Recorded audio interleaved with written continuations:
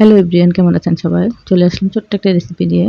তো এখানে একদম তাজা পুকুরের যে মাছগুলো হয়, ওগুলো দিয়ে আজকে রান্না করব কচি একদম লাউয়ের শাক যেগুলো হয় আরকি, আগার যে শাকগুলো হয় ওগুলা।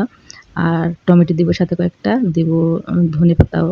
তো শীতকালে এই ধরনের তরকারি খুব মজা হয়। আমি সবগুলো কেটে রেডি করে নিয়েছি। এখন একদম সরাসরি রান্নায় চলে যাব। তো এই ধরনের মাছের ঝোল যেটা রান্না করি আরকি, সেটা যদি হাতে মেখে রান্না করি তাহলে কিন্তু আরেকটু বেশি মজা হয়। তো আমি আজকে একটু মাছের পরিমাণ বেশি যেহেতু, সেজন্য আমি একটু জাস্ট মসলাটাকে কষিয়ে তারপরে রান্না করব। মাছ কিন্তু আমি ভাজবো না। তো আপনাদের যদি আসলে রান্নাটা ভালো লাগে, আপনারা পুরো ভিডিওটা দেখতে পারেন আমি কিভাবে রান্না করতেছি।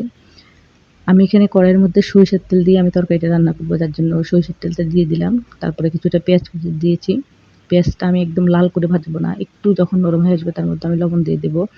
আর দিয়ে দেব একটু রসুন বাটা, পেঁয়াজ বাটা, হলুদের গুঁড়ো আর মরিচের গুঁড়ো। এটার মধ্যে কিন্তু আর অন্য কোনো মশলা লাগবে না আমার, যেমন জিরে, ধনে বা আদা এই ধরনের কোনো কিছু আমি ব্যবহার করব না। অনেকে কিন্তু এটার মধ্যে আদা বা জিরে গুঁড়ো এগুলো ব্যবহার করে, কিন্তু আমি সেটা করতেছি না। আমি জাস্ট পেঁয়াজ, রসুন, হলুদ, মরিচ, লবণ এগুলো দিয়েই করতেছি। তো আমি মশলাটাকে খুব ভালো করে একটু পানি দিয়ে কষিয়ে নিয়েছি। দেখুন মাছগুলো আমি কিন্তু খুব ভালো করে ধুয়ে পরিষ্কার করে নিয়েছি। এগুলো কিন্তু পুকুরের মাছ আমাদের। তো আমাদের নিজস্ব পুকুর না অবশ্য, এটা আমরা কিন্তু একজন পুকুরের মাছ বিক্রি করতেছে সেখান থেকে নিয়েছি। তো সেই মাছটাকে আমি কিন্তু না বেচে এটাকে কিন্তু রান্না করতেছি। এটা আমি মশলাটা যখন কষানো হয়ে যাবে তখন কিন্তু আমি মাছগুলো দিয়ে দিলাম। দিয়ে সেই মশলার সাথে খুব ভালো করে একটু কষিয়ে নেব। এতে কিন্তু আমি আসলে বেশিটা নাড়াচাড়া করব না, কারণ মাছটা ভেঙে যেতে পারে। তো হালকা হাতে একটু নাড়াচাড়া করে একটু ঢাকনা দিয়ে দেব মশলার সাথে মাছটা একটু ভালো করে কষানোর জন্য। তো এভাবেই আমি কিন্তু কষিয়ে নেব। তো একটু পরে উঠিয়ে আবার এটাকে ঢেকে নেব। ঢেকে হালকা হাতে আবার একটু নেড়ে দেব। যেহেতু আমি মাছটা ভাজিনি, আর মাছটা কিন্তু একদম বেশি নাড়াচাড়া করলে এটা ভেঙে যাবে। তো এভাবে হালকা হাতে একটু নেড়ে দেব। আর এখানে আছে যে মাছগুলো সেটা হলো আসলে কই মাছ আছে, তারপরে শোল মাছ আছে, টাকি মাছ আছে, কয়েকটা ছোট, ছোট ট্যাংরা মাছ যেটাকে বলে আরকি, সেটাও আছে। তো এজন্যই আসলে মাছটা আমি ভাজলাম না, যেহেতু একদম সরাসরি পুকুর থেকে নিয়ে এসে এটা রান্না করা হচ্ছে। তো এই মাছটা ভাজলে কিন্তু আমার কাছে মনে হয় যে দেশীয় মাছ এভাবে রান্না করলে বেশি মজা লাগে। তো এজন্যই ভাজিনি। যদি এটা আসলে ফ্রিজে থাকতো তাহলে কিন্তু একটু ভেজে নিলে ভালো হইতো।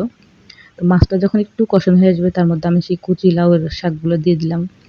দিয়ে দেওয়ার পরে কিন্তু দেখবেন যে এটা একদম ঢাকনা দিয়ে রেখে দিলে একদম পুরা মজে যায় আরকি শাকটা। এত সুন্দর এই যে শাকগুলো ছিল। আর শীতের সিজনে লাউয়ের শাক খুব সুন্দর পাওয়া যায়। আপনারা এভাবে কিন্তু এবার লাউয়ের শাক দিয়ে মাছের ঝোল করে দেখবেন, ভালো লাগে। তো লাউয়ের শাকটা যখন একদম নরম হয়ে আসছে তার মধ্যে আমি পরিমাণ মতো পানি দিয়ে দিলাম। আমি শাকটা দেওয়ার পরে মাছের মধ্যে পানিটা দিয়েছি।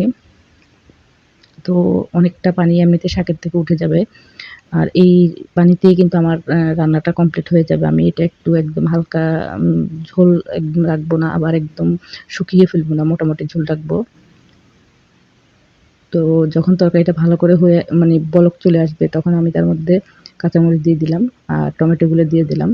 এরপর আমি এটা ঢাকনা দিয়ে রাখবো আর নামানোর আগে জাস্ট ধনেপাতা দিয়ে নামিয়ে ফেলবো। তো আপনারা এভাবে একটু রান্না করে খেয়ে দেখবেন এটা যে কি পরিমাণ টেস্ট হয়। আর একটু ঝাল দিয়ে রান্না করবেন, শীতের সিজনে এটা কিন্তু একটু ঝাল হলে খেতে কিন্তু ভালোই লাগে এই ধরনের মাছগুলা। তো আমার রান্নাটা কমপ্লিট হয়ে গেল। আপনাদের কার কাছে এইভাবে রান্না ভালো লাগে জানাবেন। আজকে এই পর্যন্তই। সবাই ভালো থাকবেন। আল্লাহ হাফেজ।